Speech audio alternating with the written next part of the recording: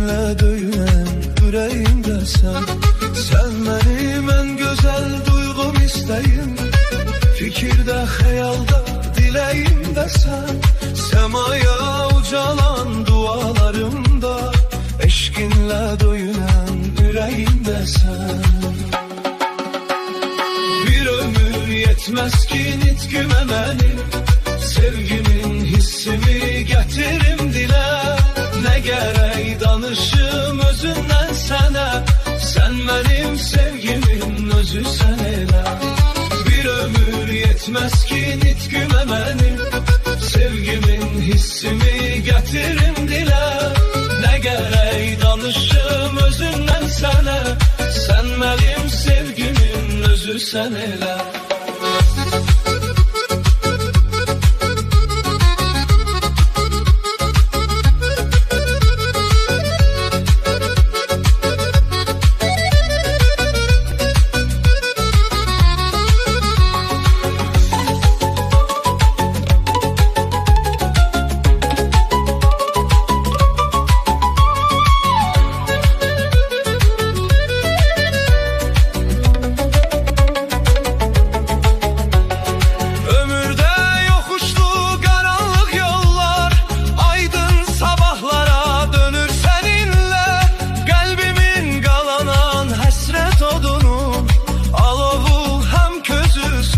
Seninle ömürde yokuşlu karanlık yollar, aydın sabahlara dönür seninle.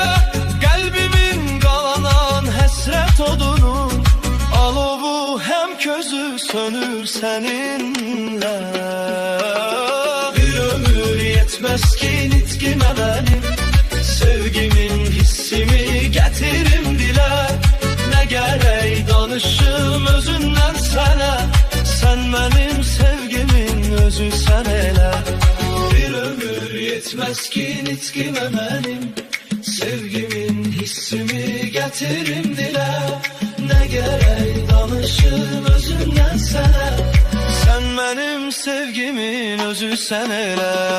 Bir ömür yetmez ki nitkime benim, sevgimin hissimi getirim dile. Ne gerek danışım özünden sana, sen benim sevgimin özüsen elə.